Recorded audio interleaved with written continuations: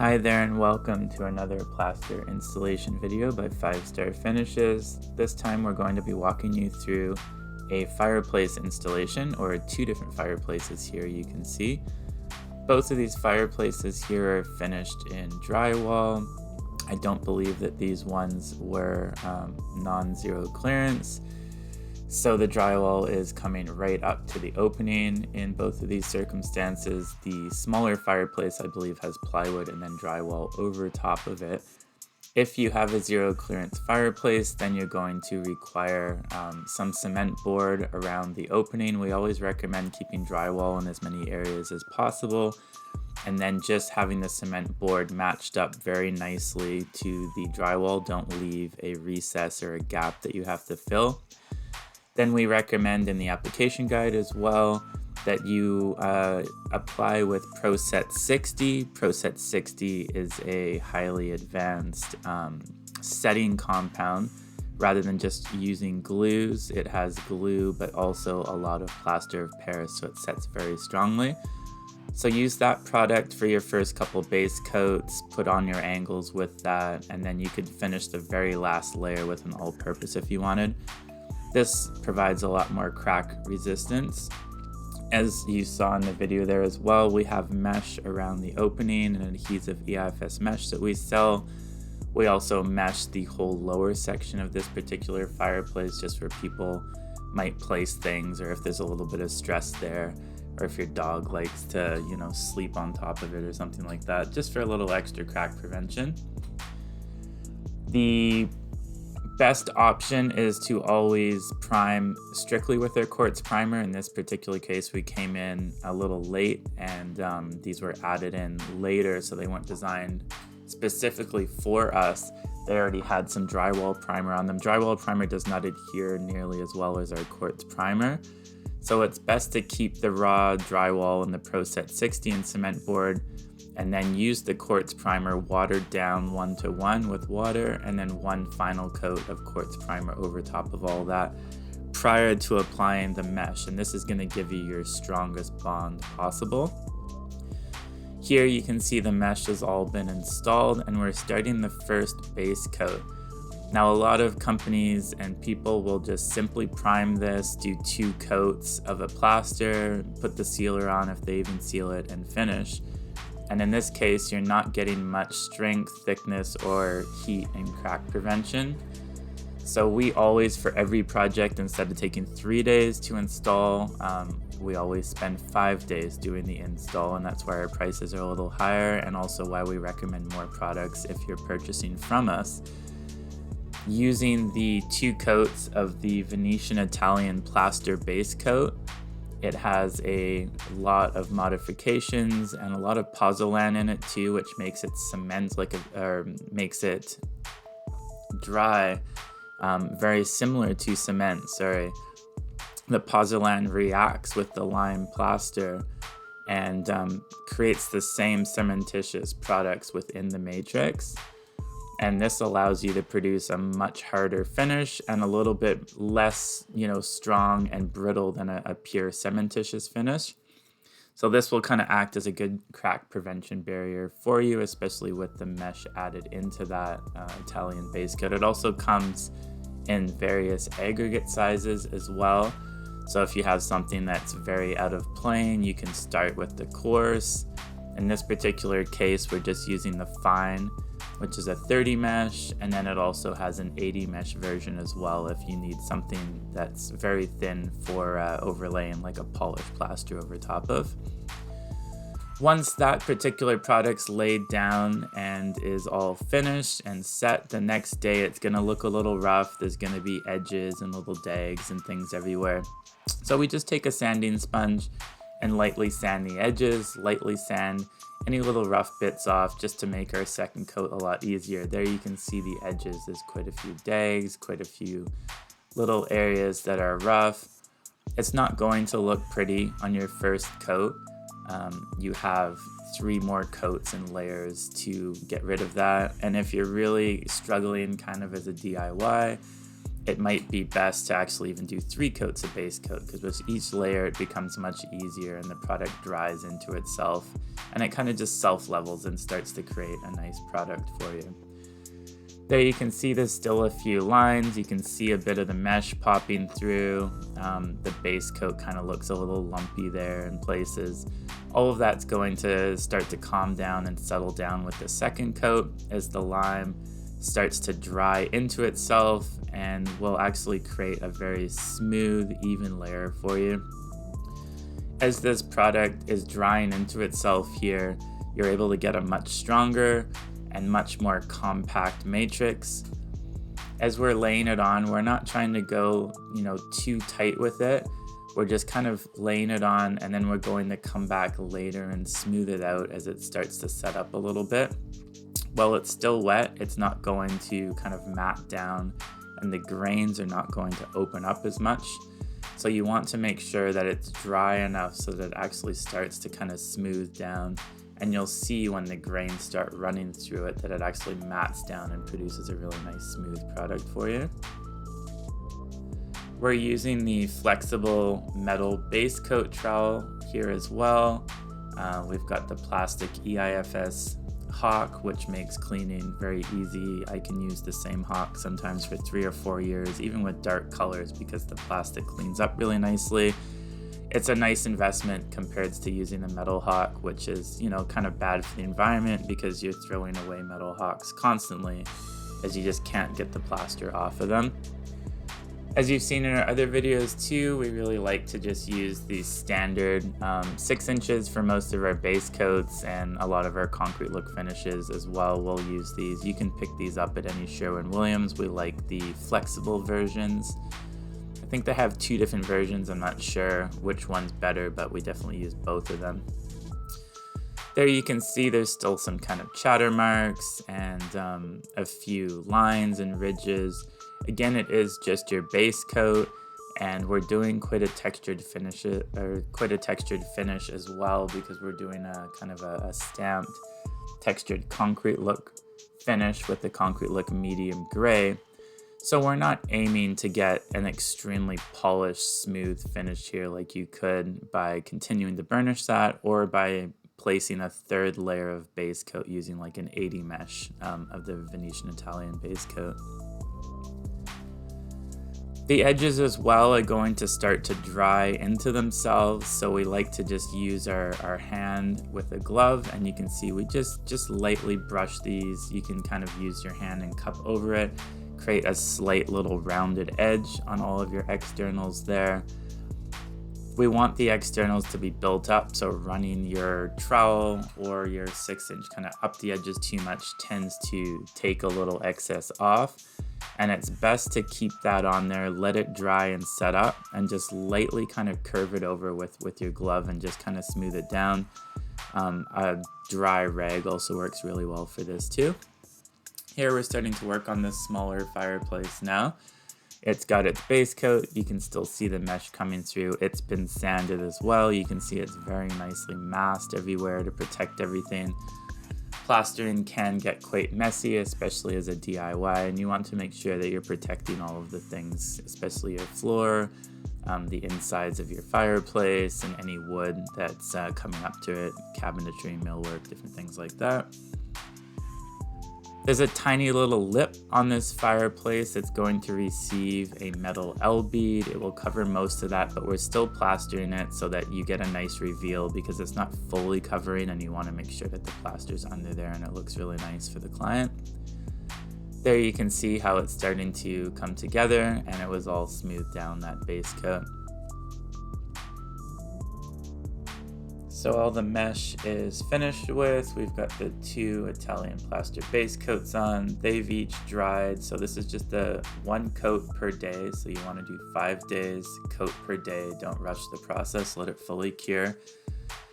Here we're working with the concrete look medium, but this finish and system is pretty much applicable to any of the plasters, although some of the finer plasters you might want to switch to the Italian plaster base coat 80.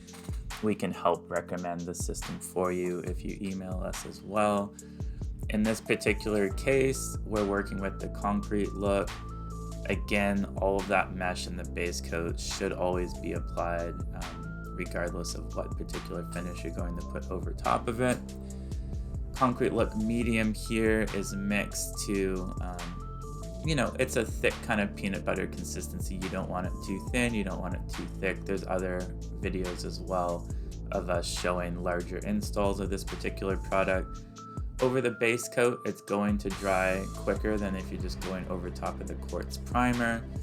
So we're still not wanting a lot of joint lines. We want to work quick enough that we're getting kind of an even finish over top of everything. We're not trying to burnish it into the base coat too much. We're also not trying to put it on too thick or fluffy. Just whatever is required to get a nice coverage, fill any pinholes, and to cover up the white base coat as well. We're again using the flexible 6-inch.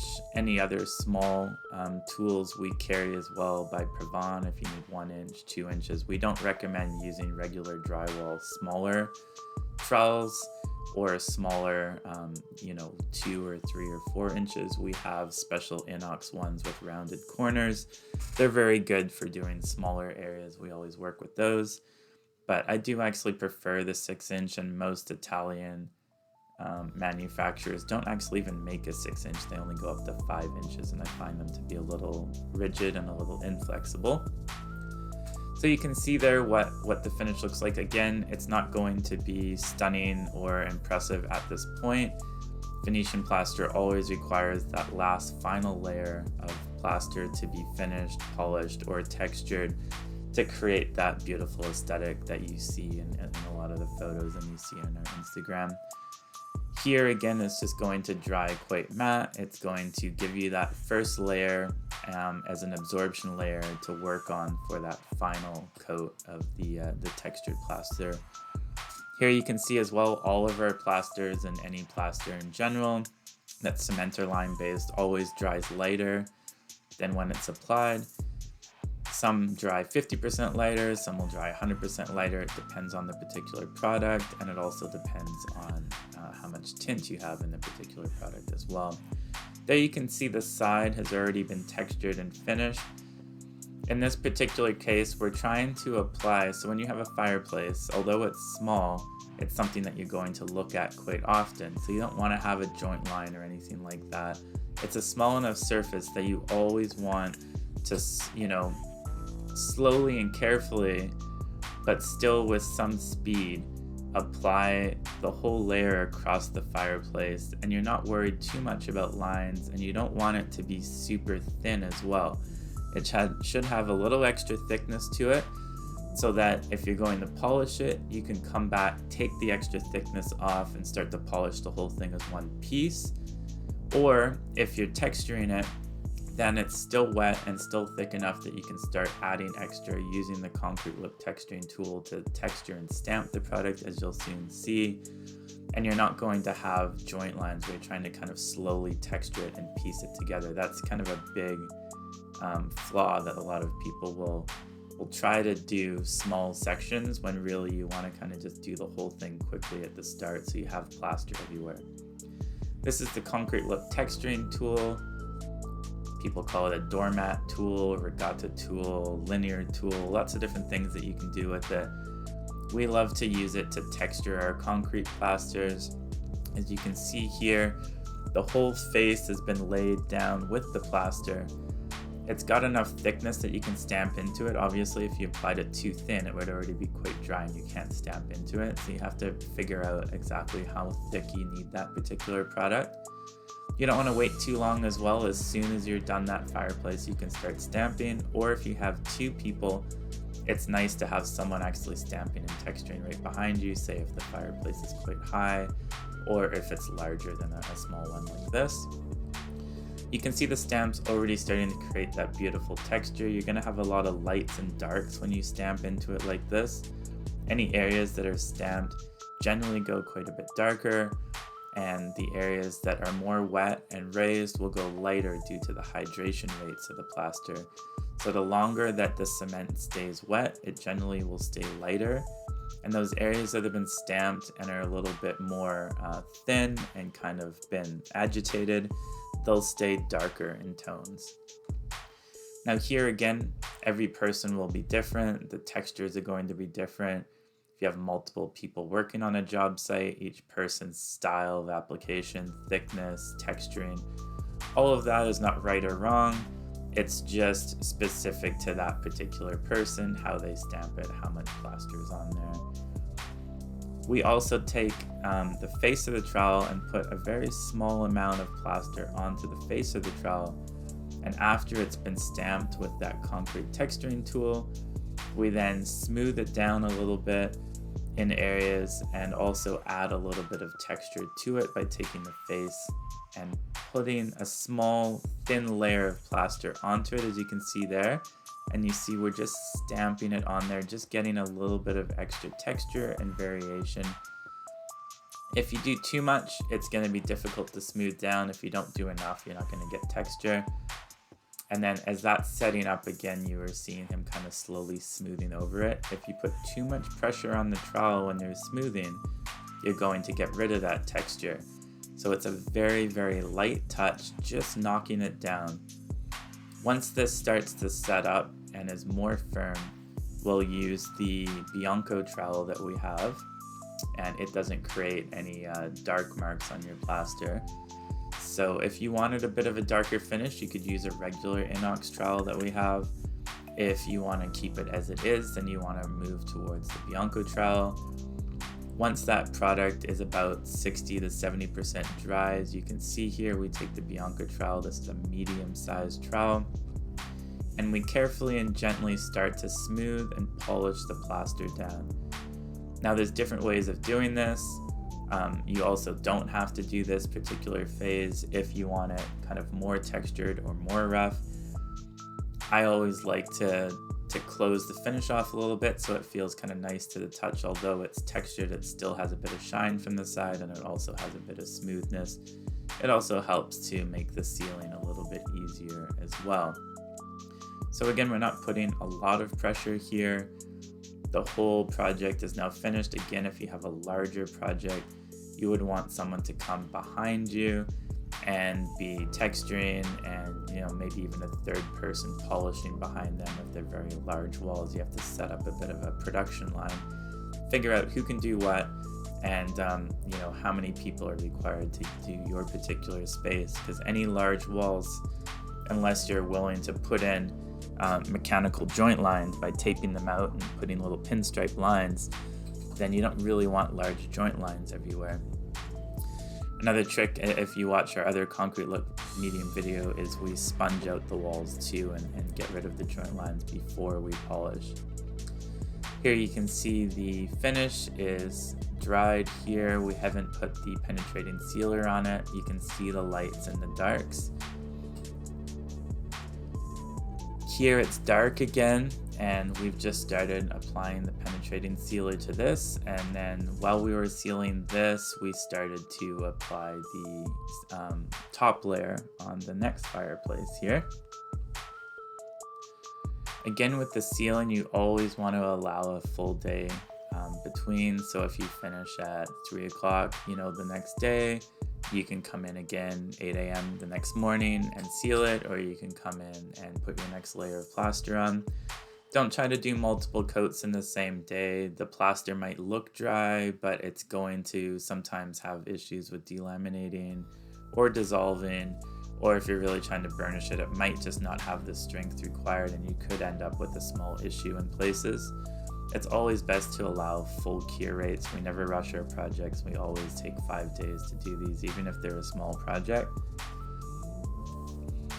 Particular cases, if you're really rushed for time, you could do multiple coats, say at 8 a.m. and 5 or 6 p.m. in the evening. If it's like summertime, if it's the winter time and it's colder, that probably isn't going to be an option. But if you're in a warmer area and it's summertime, that's definitely something you could consider. Here's the small fireplace again. We've got 2 people working on this today, and one person's applying. We've got someone texturing. They'll kind of switch and swap out what they're doing, or they can even just work on different sections. For a small fireplace like this, if you have 2 people working on it, you want to kind of mechanize what they're doing. You don't want one person stamping one side and one person stamping the other, else it's going to look, potentially quite different. So one person can obviously apply, one person can stamp, one person can burnish like this. There, we just move back. You can see how that particular fireplace is starting to dry and starting to get that cold concrete look. I find the penetrating sealers do kind of bring out more grays into the product, and we always recommend sealing our products as well. A lot of companies don't seal anything and they don't wear or last very long because the sealers actually harden the product considerably, and they also provide a lot more wear resistance, a lot more resistance to oil and stains and water as well. This is the Stain Shield penetrating sealer that we're using. This particular product is very good for most situations actually, but with any penetrating sealer, they can be very tricky, and if you don't know what you're doing with them, you certainly will create dry lines or different kind of splotchiness or patchiness. The trick with any penetrating sealer is always roll over it multiple times. Always allow the product to dry the recommended amount of time. Especially for exteriors, you want to give the product a good week to cure before sealing and ensure that it's not getting rained on for that week as well before it's sealed. For interiors, like I said, a day is more than sufficient, but if you just roll it and it looks streaky, it's going to dry streaky, because keep in mind it is going in and hardening that product. It is adding molecules to its matrix, so it does subtly change the chemical structure of it. And if you see that it's looking blotchy, splotchy, or has roller marks or lines, those will most likely dry into your product and are hard to get rid of. So here you see we're rolling over it multiple times and we're creating full absorption and a fully even dark look. When it looks even while it's wet, it's going to dry even while it's dry. That's kind of the principle. I know a lot of people, and the other thing too that people have issues with is leaving too much on the surface. So we're going to have a lot of excess on this surface, and we're going to rag off quickly with a microfiber white, and using the microfiber rag, we actually take off any excess, take off any drips. If there's drips, again, they're going to, because this product is able to kind of go into the matrix, it's also able to kind of temporarily break down the product on a chemical level and weaken it. So if you have too much excess in a place, it will kind of dissolve your plaster, and a lot of people will have some drips or some runs or some discoloration, and they're wondering why. It's because you've got a lot of excess sitting on the surface there. Also, a lot of excess can just sit there and dry more white and kind of create a hazy finish as well. So you want to apply the sealer very even, fully saturate the product, and then take a microfiber rag, preferably white, and then take all of the excess of that particular sealer off, so that the top part looks very kind of dry and even as well. If you're leaving drips and there's little kind of white dollops of sealer still sitting on there, then you're definitely going to have some issues with some drying and discoloration. We take a lot of care and attention doing our sealing and ensuring that it looks very even, going over it 2 or 3 different times, making sure that we've got all of the areas there. You don't necessarily need to do 2 coats. You can basically just kind of do, for these types of areas, 1 coat where you're overlaying it maybe 3 times. If you have a hood range or something like that, doing this particular kind of doubling or tripling over is great. Let it fully dry, and then you can do another layer or maybe even a 3rd layer as well. Always allow the layers to dry between if you want to get more buildup. The first layer is always the hardest to manage because you're going to have a lot less absorption on the subsequent coats. There you can see how it's drying. Looks very even. You're going to have some, spots that dry quicker or more light, But in general, it's all going to kind of dry in an even fashion. Certainly the sealer will change it to some extent, but it's not going to have any noticeable splotching or noticeable stains or, areas where you've kind of got big roller lines and things like that if you do it in this particular way. Again, always roll up and down, side to side, different directions. Make sure it's fully saturated and you're not going to have any issues. Once this was all done, it dries in about an hour. We demasked everything, and the warm gray by Mapei T Plus there, they've got all of the different silicons. It matches very well to our concrete look plasters, so I highly recommend using that for any silicon. And the rest of the video here is just some photos of the finished product and also some videos for your enjoyment. Again, if you have any questions, you can always email us, and we also have our shop online, which has a lot of information, and there's many more videos going up on YouTube and quite a few there to reference. Thank you very much for your time.